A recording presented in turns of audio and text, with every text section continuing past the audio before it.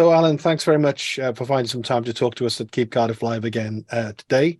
And fantastic, you got a new book out. I'm really, really pleased because you know how much I loved the first one, which we Yeah, talked thank about, you. which was Can't Stand Up for Falling Down. Just to say, as an intro, I'm absolutely totally underprepared for this interview, which is a terrible thing to say, but I've been marking university work, so I've been knee deep in that. But I mean, one of the things that comes across from your stories, um, I suppose, and I mean this as a compliment, you know, it's quite incredible, really, the kind of inebriated state in which some of these things were put together. You must have always somehow had the ability to keep your eye on the ball and capture the story. Would you say, looking back, that was a knack that you had? Well, I don't know if it was a knack, but the story was the most important thing.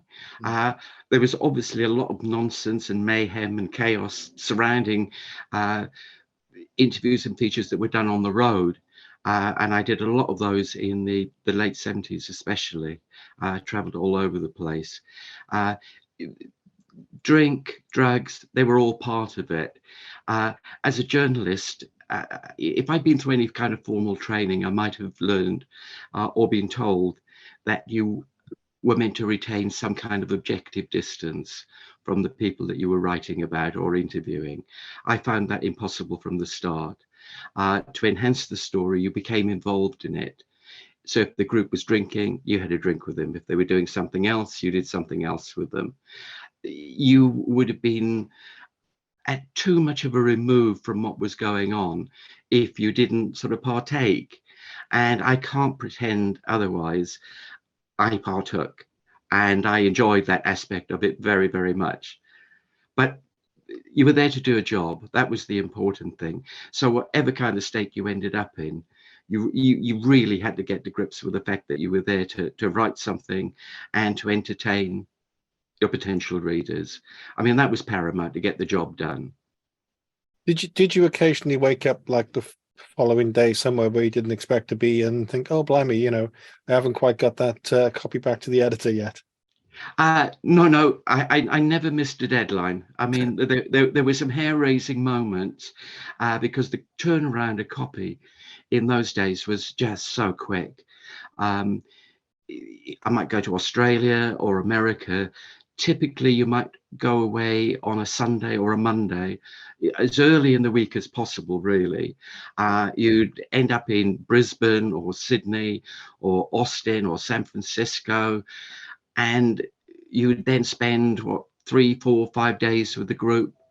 But you had to get back for the following weekend to write up as much as 5,000 words for the Monday afternoon deadline at Melody Maker. So sometimes I would get back on a Saturday sometime. If I taped interviews on the trip, I'd spend the day transcribing them. Wow. And then the next day, just plow into the feature. You just dived in and hope for the best sometimes. But in all those years, I always got back from wherever I was in time for the deadline. And it wasn't a case of like sending it electronically, I suppose, and certainly not in those days. That's how it would be done now. Would it be sort of sub-ed and Oh, all the yeah. rest of it? Oh, in those days, a carrier pigeon would have been regarded as high tech. You took Yeah, in the hard copy. There was no email. yeah, yeah. Um, you just had to type it out, And an take the old-fashioned copy typewriter, I in. suppose. Oh yes, I Yeah. mean they weren't regarded as old-fashioned in those No, days. no, They, no, no. they they were all you had, Yeah, unless you yeah. had a parchment and quill and wanted to get a bit fancy. And was it your job to come up with the sort of headlines for stories, you know, or was that something you, out of interest, is that something you negotiate with an editor? In those days, you handed in your copy to your editor. It was usually Richard Williams or Michael Watts, his assistant. Hmm. They'd go through it. They would usually come up with a headline. Sometimes it was left to the production editor. In the late 70s, early 80s, we didn't have a designer on Melody Maker. The subs just laid out pages Hmm. to no great effect. And they just slap a picture on a page, scribble a headline, and send that off as a layout. Hmm. Um, Occasionally, I might suggest a headline. Occasionally, I might be asked if I had a suggestion, but it wasn't too common. Hmm. I had to hand it over.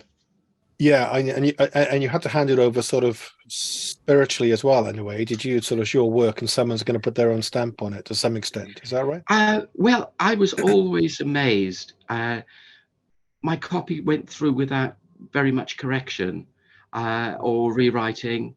The editors just seemed to put it through. They were generally happy enough with what I'd written, not to tamper with it too much.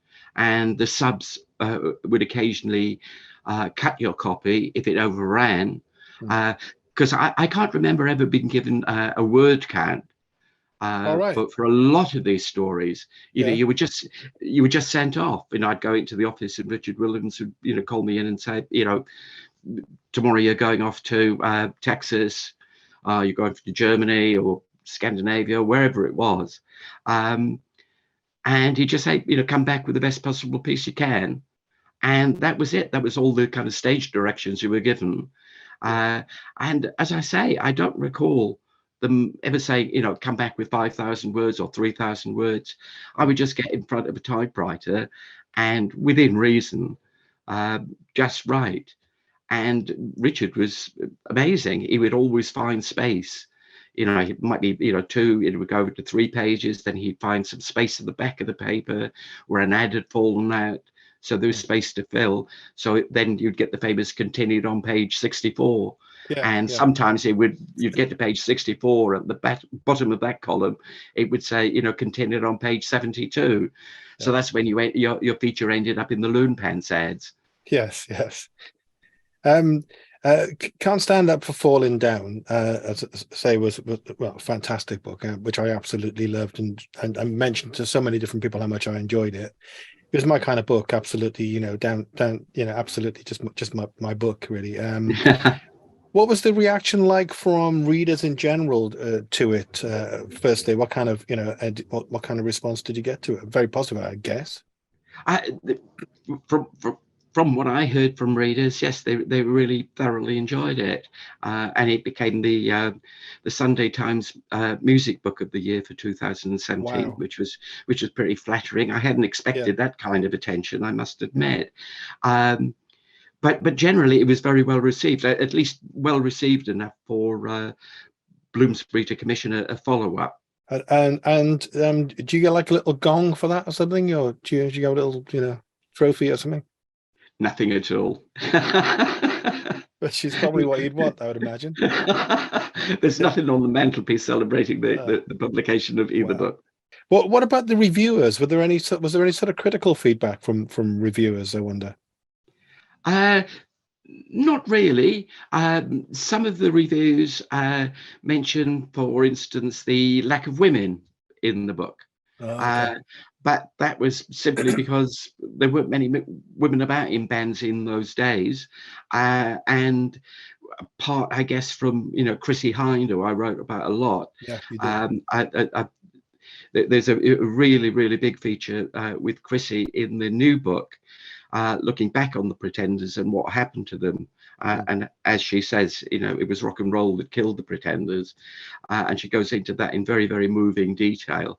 Yeah.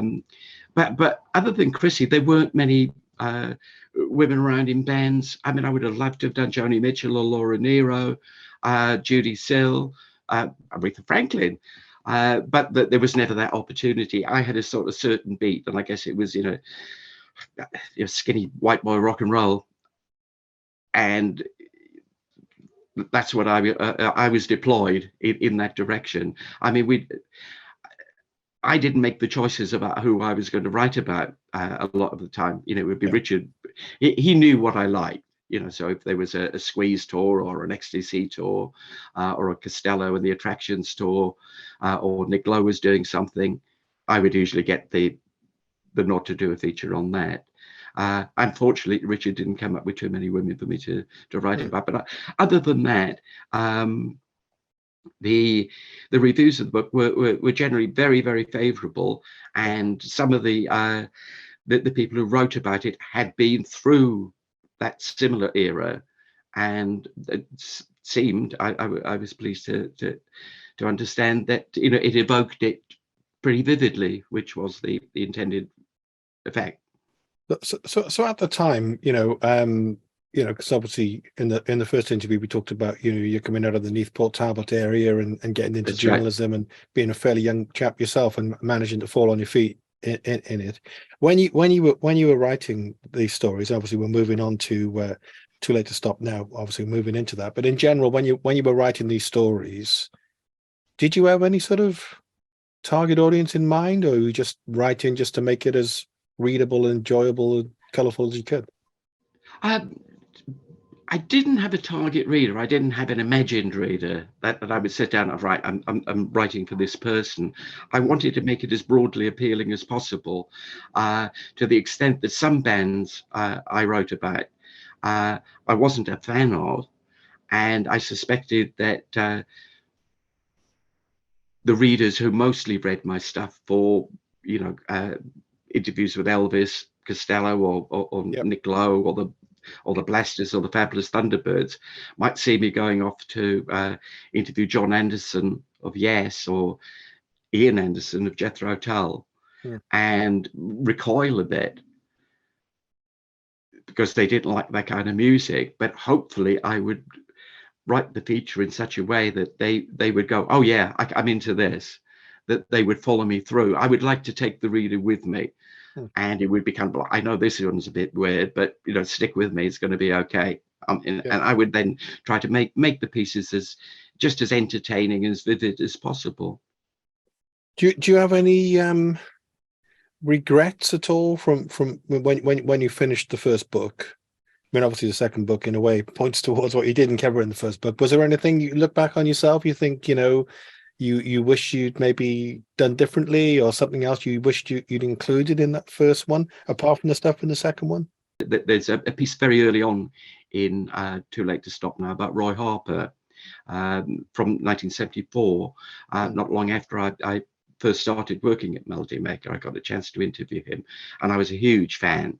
And it was the first of many interviews over the years, until I guess Roy disappeared to Ireland for 20 years and lived in quite an excommunicated state almost. He was in exile. Punk had come along. He was regarded as very unfashionable, although he was more punk than most of the punks. I mean, Roy was just an incredible force. And then I hadn't seen him for 20, 25 years. But I did a piece for Uncut magazine around his 70th birthday, and I went to meet him in the west of Ireland, Connachlinty, and we caught up, and I got him just talking about his entire life, basically. And it would have made a nice addition to the 4 or 5 stories at the end of the book that kind of reunite me with people that I wrote about at the beginning, specifically Joe Strummer and the Clash, the 101ers, and Wilco Johnson in my early days on Melody Maker. Because the prevailing musical landscape was populated by people in capes and wizards hats, and it was all prog rock. So to suddenly see the feel goods, it was to be reminded what of the simple elemental raw power of rock and roll.